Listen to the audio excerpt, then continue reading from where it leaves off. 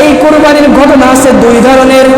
একটা হচ্ছে হযরত আদম আলাইহিস সালামের সন্তান হাবিল কাবিল থেকে, আর একটা ঘটনা আছে আমাদের নবী, আমাদের আদি পিতা, তিনার পরে আমাদের জাতির পিতা হযরত ইব্রাহিম আলাইহিস সালামের সন্তান ইসমাঈল আলাইহিস সালামের মাধ্যমে আমাদের উপরে কুরবানি ওয়াজিব হয়েছে।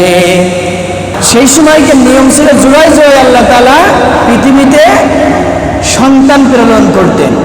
অর্থাৎ গত বছর যেই সন্তান জন্মগ্রহণ হয়েছেন, এই বছরে এক ছেলে এক মেয়ে, বুঝতে পারছেন? জুলাই জুলাই মানে কি একটা ছেলে দিতেন একটা মেয়ে দিতেন।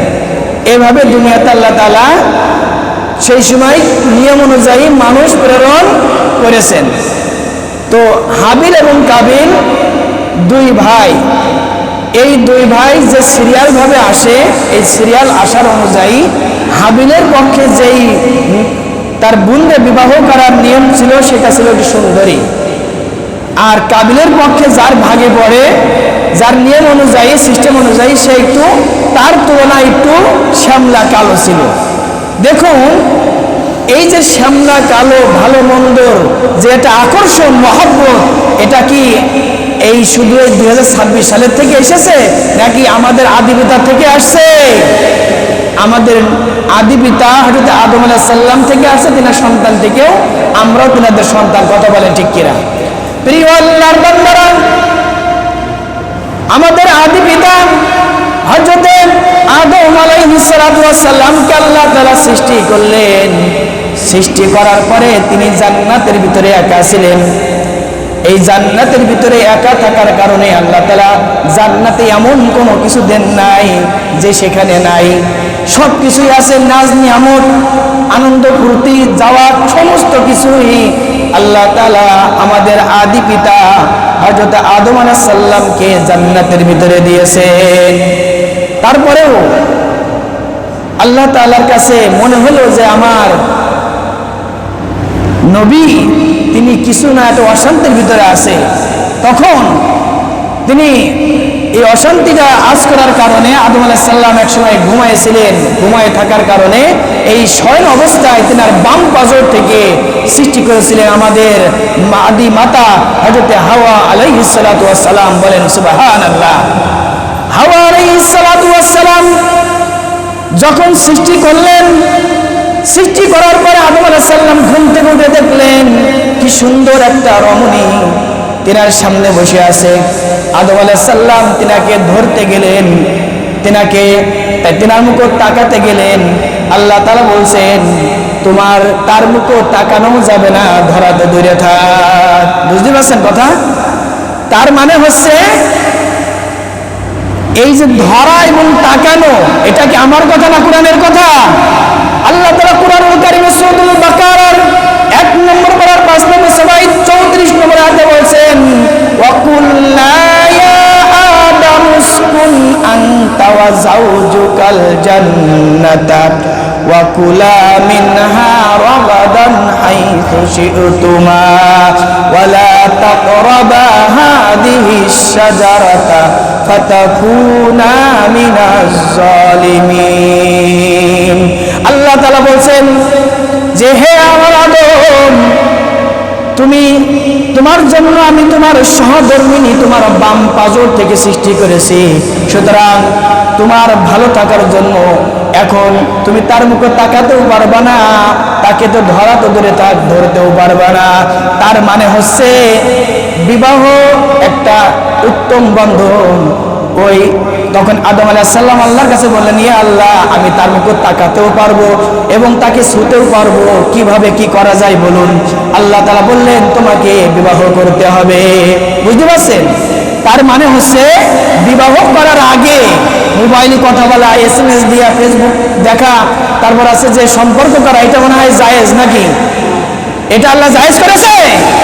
এই আয়াত অনুযায়ী আল্লাহ তাআলা বলছেন বিবাহ বন্ধন করার আগে কথা বলা, সম্পর্ক করা, এইগুলো নিষেধ, হারাম হারাম। কথা বলেন ঠিক কিনা? আল্লাহ তাআলা যখন বললেন তোমাকে বিবাহ করতে হবে, আদম আলাইহিস সালাম বললেন ঠিক আছে বিবাহ করব, সমস্যা নাই। আল্লাহ তাআলা আরো বলছে শুধু বিবাহ করলে হবে না, তোমাকে মোহরানা শোধ করতে হবে। তো আমাকে তো কিছুই নাই, মোহর কি দিয়ে দেবো? আল্লাহ তাআলা বললেন, আমার নবী, আমার দোস্ত হযরত মুহাম্মদুর রাসূলুল্লাহ সাল্লাল্লাহু আলাইহি সাল্লামের নামে তুমি 10 বার দুরূদ শরীফ প্রেরণ করো। কয়বার? 10 বার দুরূদ শরীফ প্রেরণ করাই তোমার জন্য মোহরানা সেই সুমার্গের অবস্থা। বলেন সুবহানাল্লাহ।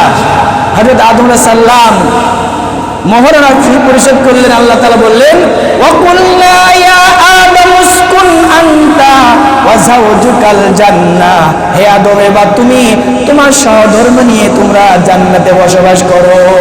তার মানে আমরা যেই আদি পিতার সন্তান, আমাদের বাবের জায়গা কোথায়? জান্নাতে। কোথায়? আমাদের পিতার জায়গা কোথায়? জান্নাতে। আর এই আয়াত দ্বারা বোঝানো যাচ্ছে যে বিবাহ করে ছেলেরা বাপের বাড়ি বউ নিয়ে আসতে হবে নাকি ঘর জমায় থাকবে? বউ নিয়ে যাবে কোথায়? স্ত্রীকে বাবার বাসায় নিয়ে যাবে। আর আমাদের আদি পিতা তিনার বাসা হচ্ছে জান্নাতের ভিতরে, আমাদের জান্নাতের ভিতরে ইনশাআল্লাহ বসবাসের জায়গা হবে। বলেন সুবহানাল্লাহ। এরপর সংসার শুরু হলো।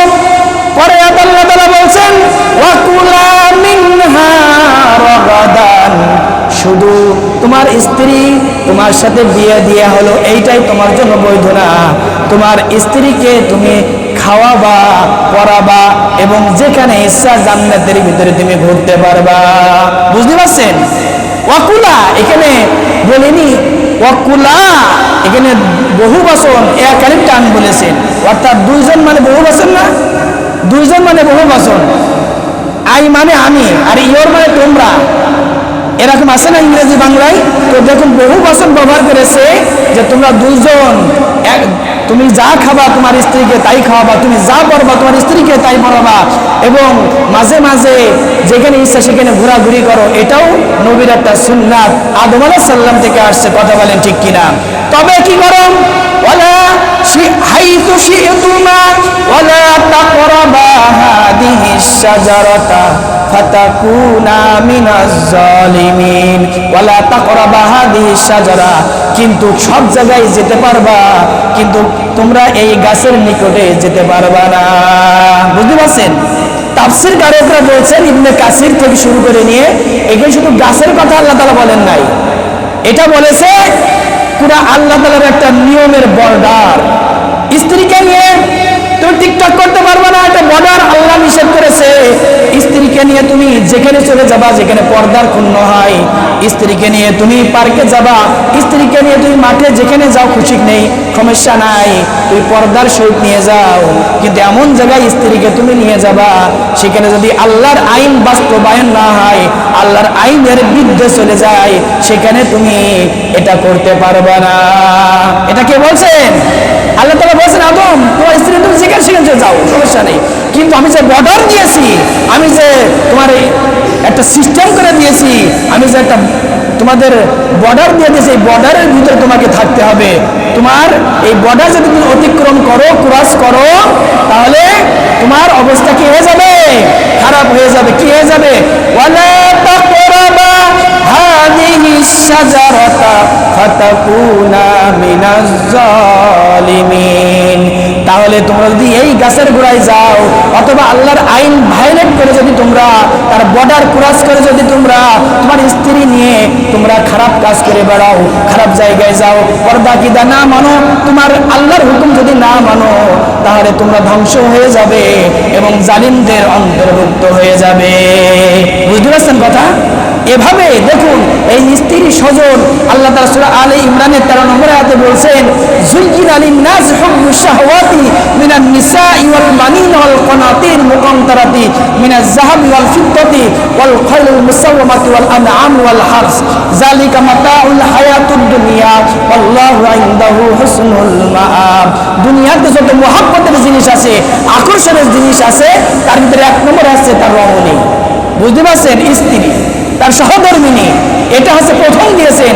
তারপরে দিয়েছেন সন্তান সন্ততি, স্বর্ণ রৌপ্য, গবাদি পশু, ফসল ফলাদি, যা কিছু আছে এই সব কিছু 9টা জিনিসের ভিতরে আল্লাহ তাআলা সব মিলিয়ে দুনিয়া দিয়েছেন। বলেন সুবহানাল্লাহ। আর আল্লাহ হচ্ছে উত্তম প্রতিদানকারী, আল্লাহু ইনদাহু হুসনুল মাআব। সিল্লাই বলেন সুবহানাল্লাহ। প্রিয় আল্লাহর বান্দারা, এই যে ওনাদের সন্তান সন্ততি হওয়ার পরে জোড়াই জোড়াই সেই সময় আর কি দুনিয়াতে আল্লাহ তাআলা আর মানুষ পাঠাতেন। তো হাবিলের ভাগ্যে যেই তার বোন বিবাহের জন্য যে যিনি পড়লেন তিনি ছিলেন একটু পরিষ্কার, দেখতে শুনতে ভালো, আর কাবিলের ভাগ্যে যিনি পড়লেন তিনি একটু কালো। এই জন্য তিনার মন ক্ষুণ্ণ, বুঝতে পারছেন? তিনার মন ক্ষুণ্ণ যে না, তুমি ভালো জিনিস নেবা আর আমি খারাপ জিনিস নেবো, তা হবে না। কিন্তু নিয়ম তো তাই বলছে।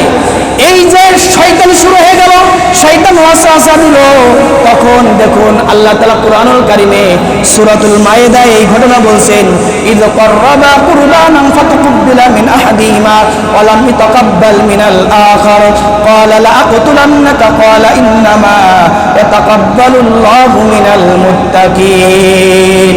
আল্লাহ তাআলা সূরাতুল মায়েদার 6 নম্বর পারার 11 নম্বর সূরার মাঝখানে লাইন আল্লাহ তাআলা বলছেন, আমি যখন এরকম হলো আদম আলাইহিস সালামের মাধ্যমে বলা হলো তাহলে তোমরা কুরবানি করো, যার কুরবানি কবুল হবে সেই কি এই বুনকে সে বিয়ে করতে পারবে। তখনকার নিয়মে, বুঝতে পারছেন? আর তখনকার নিয়মে কুরবানি কবুল হওয়ার জন্য কি ছিল? বিশাল এক মাঠের ভিতরে গোশত রাখবে, গোশত আসমান থেকে আগুন দিয়ে পুড়িয়ে দেবে, বুঝতে পারছেন? যার আগুন আসমান থেকে এসে আগুন পড়বে তার কুরবানি কবুল, আর যার আসমান থেকে আগুন এসে পড়বে না তার কুরবানি কবুল। এটা হচ্ছে যে আদম আলাইহিস সালামের সময় শরিয়াত, বুঝতে পারছেন? আচ্ছা, এই নিয়ম যদি এখন হতো তাহলে কি কুরবানি কবুল হতো কি না হয়তো? আত্মীয় স্বজন পাড়া প্রতিবেশীতে মারামারি লেগে যেত, কথা বলেন ঠিক না? কার টাকা হালাল কার টাকা হারাম, কে মানে ভালো টাকাতে কুরবানি কাছে, কেউ খারাপ টাকাতে কুরবানি কাছে, চুরি করে কি অনেকে আছে যে কুরবানি করতে পারে না, আবার অনেকেই আছে 100-200 গরু কুরবানি দেয়, আছে না এরকম? কোথায়? যদি এই সিস্টেম হতো তাহলে আমাদের অবস্থা কিন্তু খারাপ হয়ে যেত, অনেকে ধরা খেয়েছে তার, কথা বলেন ঠিক কিনা? তো দেখা গেল এই কুরবানি হওয়ার পরে হাবিলের কুরবানি কবুল হলো, কাবিলের কুরবানি কবুল হলো না। তখন কাবিল বলল, ক্বালা লা আকতুলান্নাকা, আমি তোমাকে হত্যা করব। কি বলছে? ক্বালা লা আকতুলান্নাকা, আমি তোমাকে হত্যা করব। তখন হাবিল বলল, ভাই তুমি যদি আমার দিকে হাত প্রসারিত করো আমি তোমার দিকে হাত প্রসারিত করব না। এরপর হত্যা শুরু, তিনি হাবিলকে হত্যা করলেন। এই যে এই হত্যার মাধ্যমে পৃথিবীতে জঘন্যতম হত্যা শুরু হলো। আল্লাহ তাআলা সূরাতুল মায়েদার আর এক আয়াতে বলছেন যে এই যে হত্যা, পৃথিবীতে যত মানুষ হত্যাগ্রস্ত হবে, ফাকাআন্নামা ক্বাতালান নাসা জামিআ ওয়া মান আহইয়াহা ফাকাআন্নামা আহইয়ান নাস জামিআ। যে ব্যক্তি পৃথিবীতে একজন মানুষকে হত্যা করলো সে পৃথিবীর সমস্ত মানুষকে হত্যা করলো। যে ব্যক্তি পৃথিবীতে মানুষের একজন মানুষকে বাঁচালো সে পৃথিবীর সমস্ত মানুষকে বাঁচালো। বলেন সুবহানাল্লাহ। যত মানুষ হত্যা হবে সবাই কাবিলের আমলনামায় 1% জমা হবে, বুঝতে পারছেন? এই যে কুরবানি, কুরবানি কথা আল্লাহ তাআলা যেখানেই বলেছেন তার শুরুতে আল্লাহ তাআলা নামাজের কথা বলেছেন। কুল ইন্না সলাতি ওয়া নুসুকি ওয়া মাহইয়ায়া ওয়া মামাতি, এখানে কুল ইন্না সলাত, সলাতের কথা আগে বলেছেন। ওয়া নুসুক, নুসুক শব্দের অর্থ হচ্ছে কুরবানি, বুঝতে পারছেন? তার মানে যে ব্যক্তি নামাজ পড়বে না তার কুরবানি হবে না, বুঝতে পারছেন? এই আইন দ্বারা, এই আয়াত দ্বারা বোঝা যায়। আবার আল্লাহ তাআলা আরো আয়াতে বলছেন, ফাসাল্লি লিরাব্বিকা ওয়ানহার, সূরাতুল কাউসারে। এটা তো সবাই পারে। ফাসাল্লি, হে আল্লাহ আমার নবী, ফাসাল্লি, আপনি নামাজ পড়ুন, রাব্বিকা ওয়ানহার, তারপরে কুরবানি করুন, বুঝতে পারছেন? তার মানে নামাজের কথা বলেছেন, তারপরে কুরবানির কথা। প্রিয় উপস্থিতি, এই যে কুরবানি আমাদের শুরু হয়েছে হাবিল কাবিলের মাধ্যমে, সেখান থেকে হত্যা শুরু হয়েছে। আল্লাহ তাআলা আমরা যারা কুরবানির নিয়ত করব, আমাদের সকলের কুরবানির নিয়তখানাকে আল্লাহ তাআলা কবুল করুক। কুরবানির পশু সমতুল্য আমাদেরকে সওয়াবের ব্যবস্থা করুক, আমিন। ওয়া আখিরি দাওয়ানা আলহামদুলিল্লাহি রাব্বিল আলামিন।